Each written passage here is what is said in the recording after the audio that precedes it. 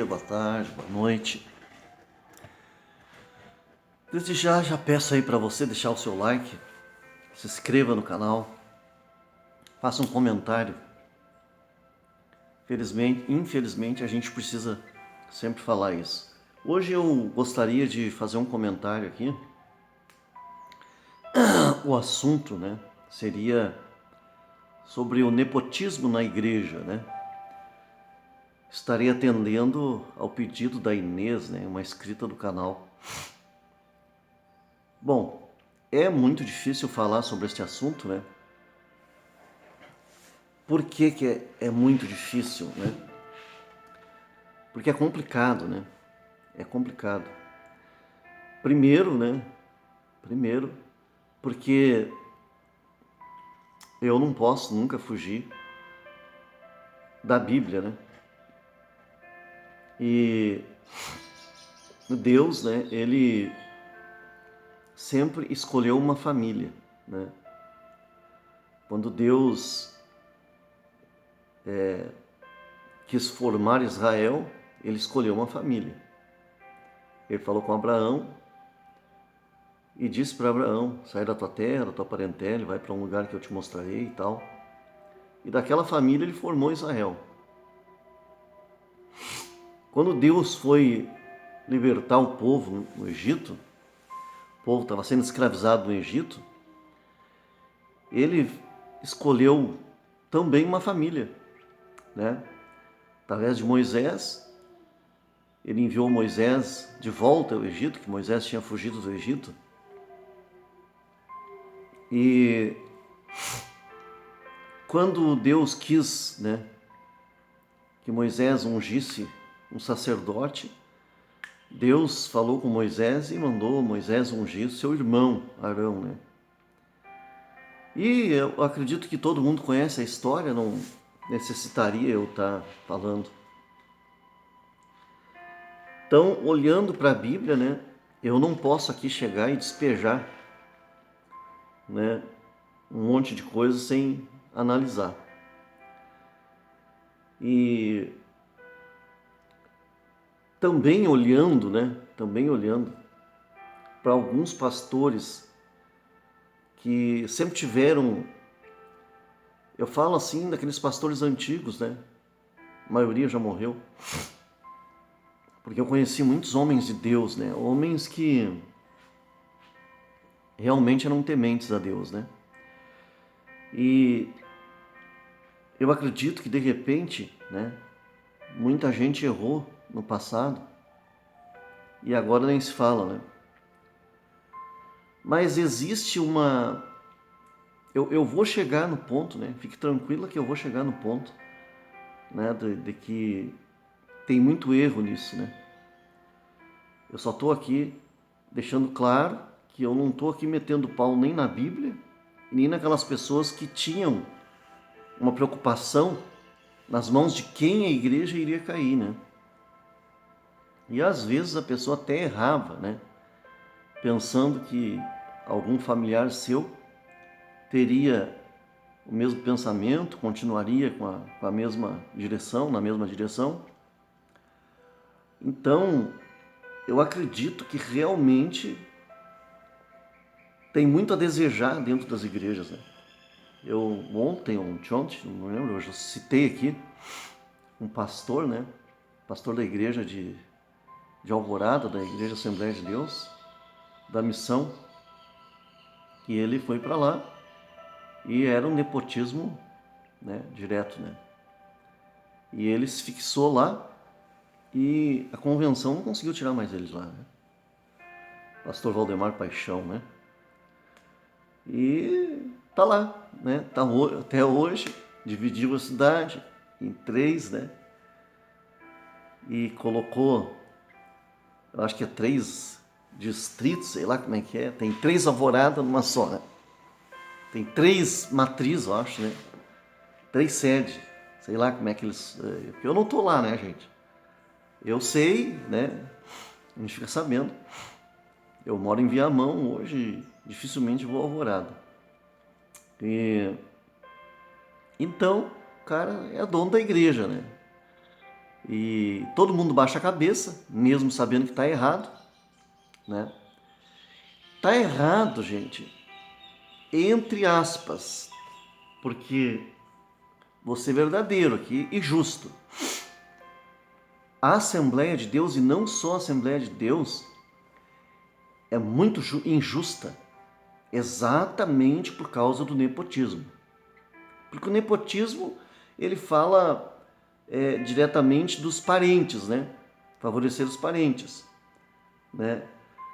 E só que existe um nepotismo, né? Nepotismo de favorecimento entre amigos, né?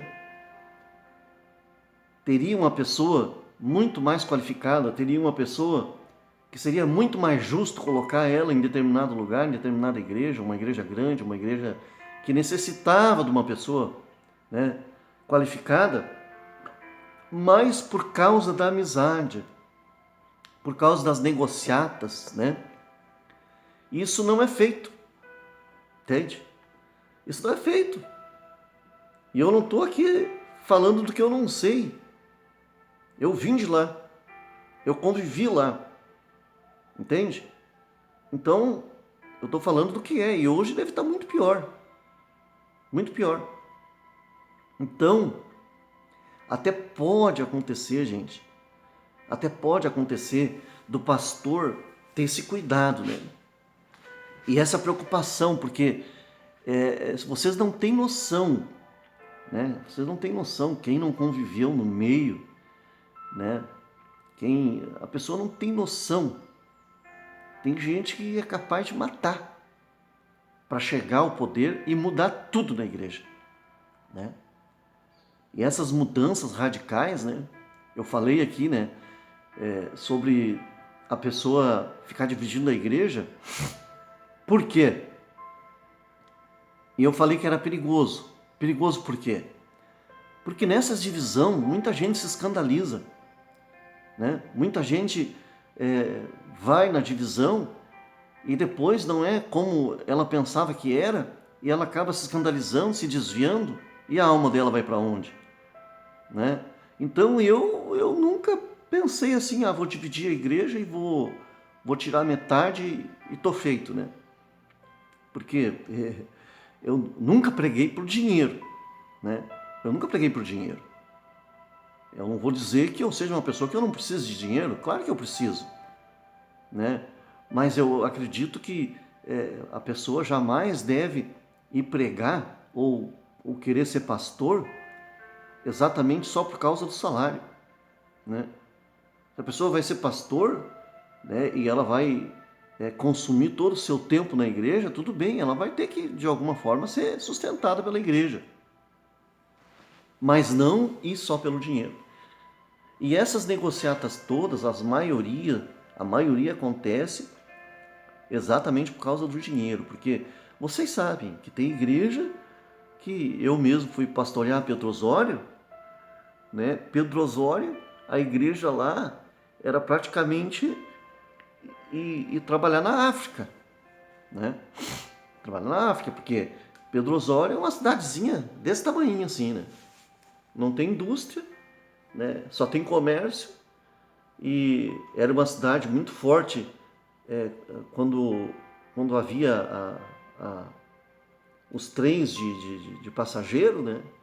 Então era uma cidadezinha que eu acredito que surgiu, né? Exatamente por causa da aviação férrea, né? Então, quando eu fui para lá, era uma tristeza, gente. Era uma tristeza. Meu Deus, olha, não estou aqui reclamando, mas a gente sofreu bastante em Pedro Osório. Sofreu. Para vocês terem uma ideia, um dia a minha esposa chegou e disse para mim, ela achou uma moeda de 25 centavos naquela época, e ela disse, eu vou ali comprar um pão, porque o meu filho menor, né, ele era pequenininho, né, praticamente nenezinho, né. E aí minha esposa disse, eu vou lá comprar um um cacetinho para o Gesiel, porque não tem mais nada, né? E muito difícil uma situação assim, né? Muito difícil.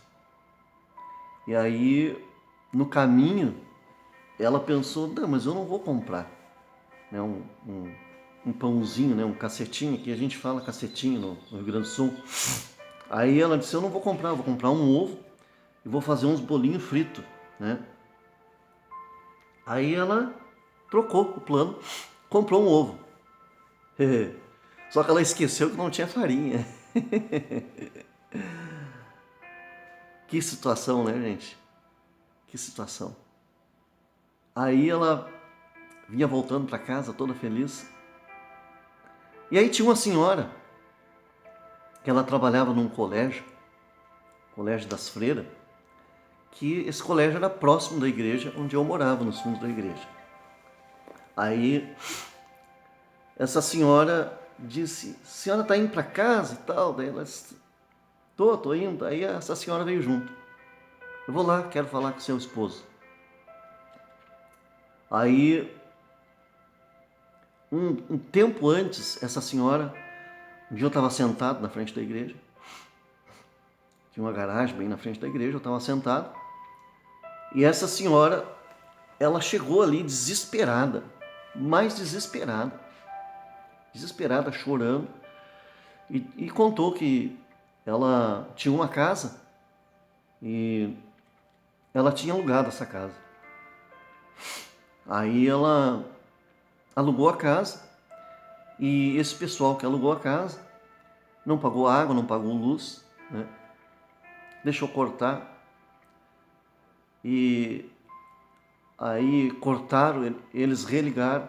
Aí a CE, cidade pequena não é que nem cidade grande, que mesmo meu poste tem 200 gatos, né? Chega até a ser fraca a luz aqui em determinados horários. Mas no interior não é assim, então eles cortaram, ela religou de novo, eles religaram de novo, uma multa, né? Foram lá e cortaram, religaram de novo, outra multa, e etc, etc. Resumindo, aí ela disse, pastor, eles foram embora, saíram da casa, aí eu fui lá, negociei na CE, negociei na Corsan, paguei, né? Fiz lá um parcelamento para pagar as multas e etc, etc. E não é, pastor, que eles estão voltando para casa e é uma gente que não tem como eu fazer alguma coisa, nem ir na polícia, eu não posso. Eu baixei a cabeça, pensei, né? E ela falando aquilo ali. Aí eu disse para ela, eles não vão se mudar para lá. Aí ela disse, não, o senhor não entendeu, eu estou dizendo que eles já estão se mudando de volta para lá. Aí eu disse para ela, a senhora que não entendeu, eles não vão se mudar para lá. Vá trabalhar, tranquilize-se e depois a senhora vai lá. Vai lá e depois a senhora vem me contar aqui. Se não vai acontecer, como eu estou lhe dizendo, eles não vão se mudar mais para lá. Aí ela foi embora, né? Aí ela disse, meu Deus do céu, se isso acontecer, é porque o senhor é um homem de Deus mesmo. E saiu chorando, né? Foi trabalhar. Aí nesse dia, né, que ela encontrou a minha esposa, ela vinha vindo para falar comigo e veio com a minha esposa. O dia que a gente não tinha mais nada, né, para comer. Aí ela chegou já e quando abriu a boca ela começou a chorar, não aguentou. E ela começou a dizer, o senhor é um homem de Deus realmente. Eu nunca vi na minha vida uma coisa dessas acontecer. O senhor sabe que eu cheguei lá, eles tinham tirado todas as coisas de volta e eu não sei para onde que foram, não sei, sumiram. E ela falou ali um monte de coisa. E depois que ela falou um monte de coisa, ela puxou uma oferta. E eu recém tinha assumido uma cidade, pela primeira vez na minha vida. Nunca tinha assumido assim uma igreja assim para pastorear sozinho, né, numa cidade. Tinha o auxílio do líder e tal, né? Mas eu estava naquela cidade sozinho, então complicado, né? Aí eu muito sem jeito, assim, sabe? Peguei aquele dinheiro que ela me deu e botei o dinheiro no bolso, assim, porque eu tenho dificuldade, sabe? De receber oferta. Tenho dificuldade. É uma coisa minha, né? Eu não sei porquê, né? Na verdade, eu tenho dificuldade de receber qualquer ajuda. Não é que eu seja pobre soberbo. Não. Eu não sei. Eu gostaria muito mais de eu estar ajudando do que eu ser ajudado, entende? Então, botei aquele dinheiro no bolso. Mas como era uma cidade muito pobre, né? A gente, assim, o certo seria R$ 2, né? Uma nota de R$ 2. Acho que naquela época já não tinha mais nota de R$ 1. Então a nota menor era R$ 2. Então a gente pensou, R$ 2, né? R$ 2 já estava bom, estava ótimo, já ia dar para comprar farinha, né? Só que aí a minha esposa, aquela senhora, mal saiu, a minha esposa disse, pá, tu sabe que eu fui lá comprar o pão e aí pensei, não, vou comprar um ovo. Mas eu não lembrava que não tinha farinha. E aí a minha esposa, né, sabe que mulher não precisa pedir licença para meter a mão no bolso do marido. Ela meteu a mão no meu bolso, pegou aquele dinheiro e disse, vou lá comprar uns pão para nós tomar um café. Pô, não, ela ia comprar farinha daí, né, para fazer uns bolinhos. E aí ela se foi pro mercado.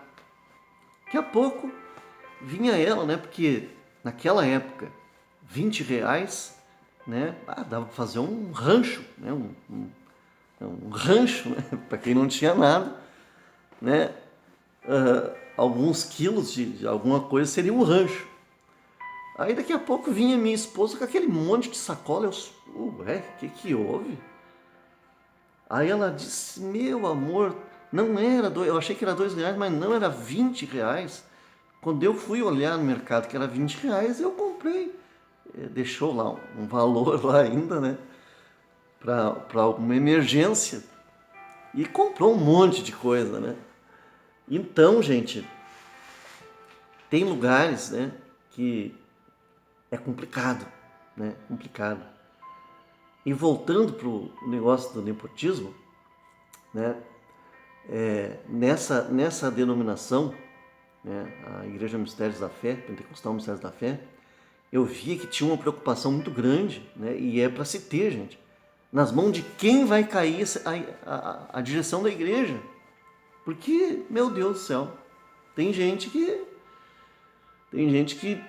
que acha, né, que entra milhões porque eu, eu dei uma fugida do assunto para falar aqui que tem igrejas que entra um monte de dinheiro, entende?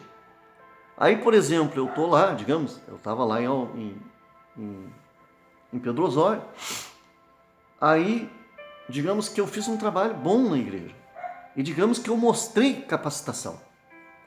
Aí surge uma igreja grande, uma igreja maior. O justo seria mandar eu para aquela igreja, porque eu já sofri naquele lugar, eu já, entendeu? Estou assim fazendo uma conjecturação aqui, né? Um exemplo, né? Uma parábola que nem Jesus fazia. Então, o certo seria mandar eu para aquele lugar, mas não. Vai o filho do pastor, vai o genro do pastor, vai o amigo do pastor, vai todos, menos o que é bem capacitado e o que justo seria ser mandado, né? Então, o nepotismo tem de tudo quanto é jeito, né? E errado, né? Eu mesmo conheci um pastor que ele queria de tudo que é jeito fazer o filho dele pastor. Só que o filho dele não valia a comida que come, sabe? Coisa horrível. E eu me lembro que, né, eu posso falar porque ele foi casado com uma sobrinha minha, né? E ele pegava dinheiro de oferta para pegar uma prostituta e ir pro meio do mato, né? Ia pro meio do mato para não ter perigo de ir pro motel e alguém ver, né? Cidade pequena sabe como é que é. E então tem coisas que é impossível, né? É impossível. Eu sei que pode existir, essa preocupação da parte de algum pastor de querer saber nas mãos de quem vai cair a igreja, né? Mas há casos que não tem remédio, não adianta querer botar filho, não adianta querer botar genro, não adianta querer botar compadre, entende? E de mais a mais a obra de Deus, quem tem que se preocupar é Deus, a gente se preocupa, entende? A gente se preocupa. E eu não vou dizer aqui que de totalmente seja errado, né? Colocar um filho ou um... Porque tem também, gente, ó, eu sou muito justo, né? Tento pelo menos ser justo, ou tenho até medo de ser injusto, né? Entenda como você quiser. Mas tem casos, né, que a pessoa não está junto, né? Eu pastorei pouco tempo na minha vida e passei trechinhos que ninguém passaria, né? E eu conheço pessoas que fundaram a igreja que também passaram. Essa igreja pentecostal Mistérios da Fé foi fundada pela minha família, né? Pela minha irmã e pelo meu cunhado. Eles começaram a igreja, né? E eles começaram a igreja por causa do erro na outra igreja que eles estavam.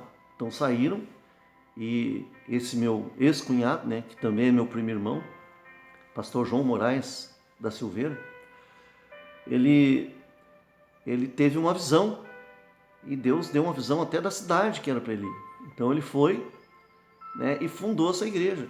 E eu sei do que eles passaram, né? Eu sei que o meu primo ou meu cunhado, porque ele já não é mais casado com a minha irmã, separou, tem outra família. Mas eu sei o que eles passaram, né? Eu sei as privações que eles passaram. Eu sei, né? Meu Deus, as pessoas não têm ideia. E depois, né? Eu acredito que diante de Deus nem seja injusto.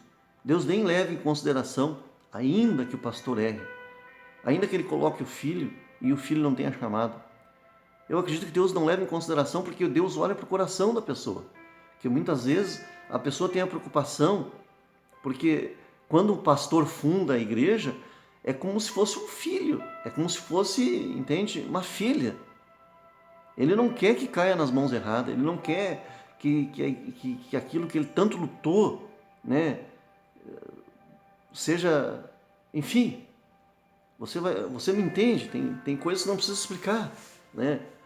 Agora que tem muita sacanagem, né? Por exemplo, vou contar uma outra história aqui para você ver. Conheci um outro pastor que tinha um filho e hoje ele está pastoreando a igreja, pelo que eu sei, né? Que esse camarada também, entende? Quando eu digo não vale nada, não é que eu esteja dizendo que a pessoa por errar, ela não tem nenhum valor. Não, ela não vale nada é para aquilo, entende? É para aquela função. Entende? Porque não tem como pastor ser um cara mulherengo. Não tem como pastor ser uma pessoa que não respeita a esposa. O apóstolo Paulo diz que o presbítero, o pastor ou o bispo, seja lá como você queira entender, ele tem que ser marido de uma só mulher. Ele tem que ser uma pessoa que governe bem a sua própria casa, né? Porque de que sorte, né? Paulo diz de que sorte iria alguém governar a casa de Deus se não consegue governar a própria casa, né? Então, são coisas assim, né, que eu digo que esse camarada não tinha condições de ser pastor de jeito nenhum. E eu duvido e faço pouco que ele tenha mudado. Que as pessoas podem mudar. Mas olha, gente, eu conheci o cara. Eu sei o que o cara fez. Para ter uma ideia, esse camarada, eu não vou dizer nome nenhum aqui então, né? Não tem nenhum problema, eu posso contar. Meu sobrinho, ele trabalhava na Cambial, né? Uma loja. E aí, um dia lá, ele passou a ser gerente e foi gerenciar nessa cidade, na cidade que esse pastor tinha a igreja.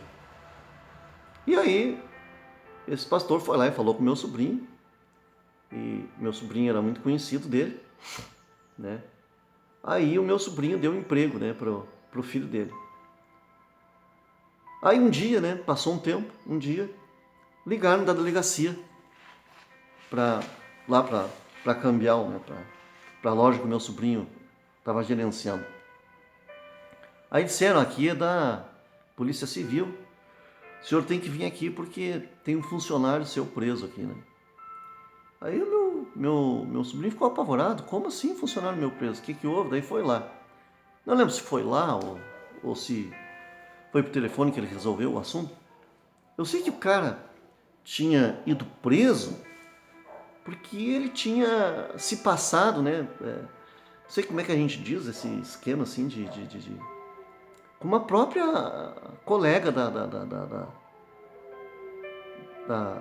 de serviço, entende? Foram pro intervalo e eu não sei como é que foi lá que entende? Então, como é que uma pessoa dessas vai virar pastor? Sabe? É complicado, né? É complicado. E, e outras coisas, né? Um colega meu, um outro pastor, uma vez veio falar comigo, porque ele, ele se separou da esposa, né? E ele não queria, ele tinha receio de casar de novo, né? Por causa da Bíblia, né? Então ele ficou sozinho por muitos anos. E esse casal que eu estou falando, né? Um dia, né? Esse meu amigo, esse meu ex-colega, veio falar comigo e dizer, pastor do céu, eu estou com um problemão. Aí eu disse, o que que foi? O que que foi, pastor? Aí ele disse, sabe a mulher do fulano, que era a mulher desse camarada que hoje é pastor? Aí ela veio e praticamente me agarrou, né? E eu saí fora, saí fora, e disse para ela como é que eu vou olhar para o fulano, teu marido e tal, porque ele era muito conhecido, né? Deles e viu o menino crescer, né? Inclusive eu acho que esse camarada era o cara mais antigo da igreja, né? O membro mais antigo da igreja. E aí, sabe o que que a guria disse para ele? Né? E os dois estão lá pastoreando uma igreja, né? Ela disse, porque tu conhece o fulano, tu sabe que ele é sem vergonha também, o que que tem? Ninguém vai saber. Então, gente assim que é colocada para pastorear, gente. Eu, quando fui para pastorear, não me deram um centavo de salário. Né? Não chegaram e disseram, nós vamos te ajudar por alguns meses. Né? Porque eu tinha um saláriozinho lá do INSS. Então, rale-se, né? Vai. E esse camarada, até salário, ficaram bancando ele, né? Até ele conseguir se instalar na cidade, né? Por um ano, sei lá quanto tempo ficaram pagando ele. Né? A convenção ficou pagando ele. Então, isso são coisas, né? Que existem dentro das igrejas e que infelizmente vai continuar existindo, né? E se não tem alguém aqui, né, para falar essas coisas e abrir os olhos das pessoas, porque eu volto a dizer, Deus não toma o culpado por inocente. Não adianta a pessoa dizer, eu dou o meu dízimo lá e o pastor que se vire. Ele que sabe o que vai fazer. Não, você é responsável. Porque a igreja tem que fiscalizar. A igreja não pode aceitar, né, que o pastor faça o que queira com o dízimo. O dízimo não é do pastor, o dízimo é da igreja. Entre aspas, né, deveria ser da igreja. E lá na Bíblia está escrito o que deveria ser, o que se deveria fazer com os dízimos e as ofertas, né? E que se diga de passagem que nem construção de igreja se faz com dízimo, porque as construções, a maioria é feita, né? Eles pedem, né? Fazem campanha do saco de cimento, campanha do tijolo, campanha de tudo quanto é coisa, e o dízimo não sei para onde é que vai, né? Porque eu nunca pastorei uma igreja que entrasse dinheiro de fato, né? Sempre peguei igreja quebrada, lugar que, né, não sei como é que existia a igreja universal, né? Aliás, nem tinha mesmo, né? Nem tinha, a cidade lá tinha só uma coisinha lá, uma coisinha alugada lá e não tinha muito isso. Eles realmente só investiam. Mas eu sei, né, que é cobrado e tem que sair dinheiro, né? Lá eu não sei como é que eles conseguiam manter o aluguel, digamos assim, né? Porque Lá era complicado. Mas mesmo assim tinha um camarada lá que conseguia dinheiro. Gente, vamos orar então? De novo eu esqueci do bendito copo d'água. Mas se você quiser pegar um copo d'água, né, pegue aí o copo com água e nós vamos consagrar essa água e você vai beber dessa água. E eu acredito que um milagre vai acontecer na sua saúde. Bendito e soberano Deus, diante da sua presença, a presença que todo joelho um dia vai ter que se curvar, nós já estamos curvados, não só com os nossos joelhos, mas com o nosso coração, com a nossa alma, com o nosso entendimento, Pai. E em nome do Teu Filho amado, eu estendo a minha mão, Senhor, em direção a essa pessoa, em direção a essa família, em direção a essa casa. E onde a minha voz estiver entrando, entre também o Teu poder, Pai. E que o Senhor venha curar. E que o Senhor venha consolar essa pessoa, quem sabe que foi deixada de lado, essa pessoa que foi abandonada, essa pessoa que foi desprezada, essa pessoa que está doente, essa pessoa que está sofrendo com essa enfermidade, Pai. Porque se alguém sabe o que é sofrer com enfermidade, esse sou eu. Eu sei o que é sofrer, Senhor. Eu sei o que é passar pelo vale da sombra da morte sozinho. Eu sei, Senhor, o que é ser abandonado pela família ou pelos familiares. Eu sei. Eu sei o que é ser abandonado pelos amigos, pelos líderes, por quem deveria estar do lado. Eu sei. Então eu lhe peço, Pai, entre nessa casa, entre nessa vida, entre nessa família, Pai, e faça um milagre acontecer agora. Consagro agora esse copo com água que essa pessoa tem na sua mão e que o Senhor penetre nessa água a química que o corpo dessa pessoa precisa. E quando ela beber dessa água, ela seja curada. Em nome de Jesus. Amém. Deus te abençoe, Deus te guarde e que você receba a visita do Espírito Santo na sua casa, na sua vida e que tudo seja mudado. Em nome de Jesus. Amém. Deus te abençoe, Deus te guarde e até o próximo vídeo, se Deus quiser. Tchau, tchau.